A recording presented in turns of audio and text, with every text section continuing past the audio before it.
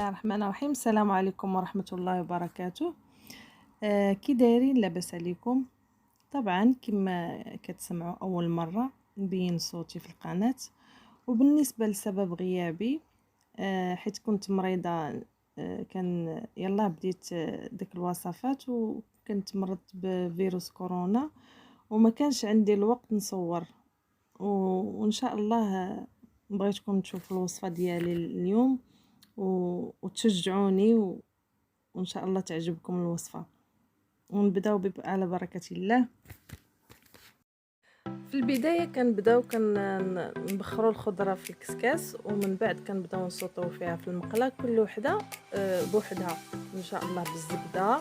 كنديروا الزبده في المقله وكنديروا الخضره، يعني كنبداو بالقريعه ولا بالخيزو ولا بهذا، وكنبداو نسوطيو. كنديروا مليحه، شويه د البزار، شويه د الكمون، صافي. وكنبداو نسوطيو في هذيك الخضره كل وحده كنسوطيو كنحيدوها كنخليوها على جنب.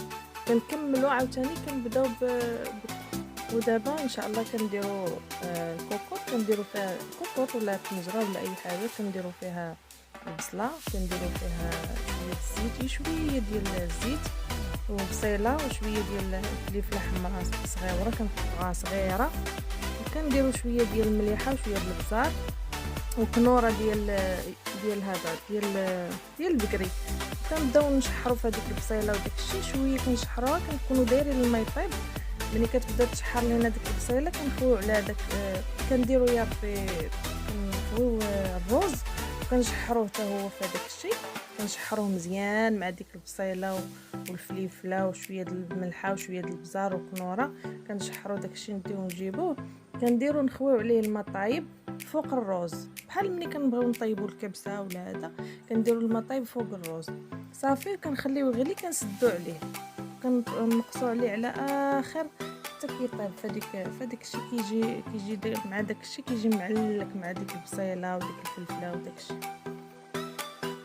دابا كنجبدوا اللحم، كنجيب ديك القطع ديال اللحم ديال الستيك يكونوا رطبين. كتمشي لعند الكزار كتقولي عطيني طريقات ديال الستيك يكونوا رطبين.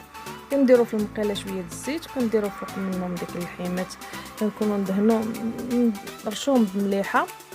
كنبداو نقلبوا فيهم من كل الجهات حتى كتبدا تحمر. عاد كنديروا شويه د البزار من الفوق، كيتحمروا كنحطوهم على جنب. دابا في هذه المرحله كنديروا مقيله ونديروا فيها بصيله وشويه ديال الزيت وشويه ديال المليحه وشويه ديال البزار وشويه الكنوره، يا اما ديال الدجاج يا اما ديال البقري اللي بغيتو على حسب اللي بغيتو. كنشحروها مزيان حتى كتبدا تشحر حتى كتبدا تبان ديك البصله.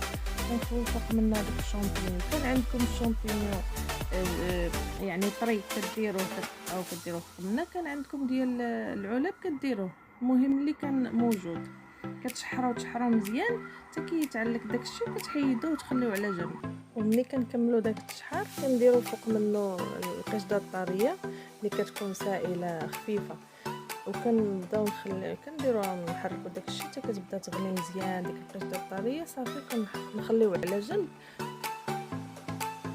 كنا سلقناها من قبل ونسيت ما قلتهاش. كنسلقوها وكنعصوها وكنديروا فيها مليحه وشويه د البزار وشويه ديال الزبده وكنعصوها. كنبداو نوجدوا دابا التبصيل باش نحطوا هذا. كنديروا قطع ديال اللحم على جنب، اللوبيا حتى هي مصوطيه، فيها خيزو، فيها قريعه حداها البطاطا.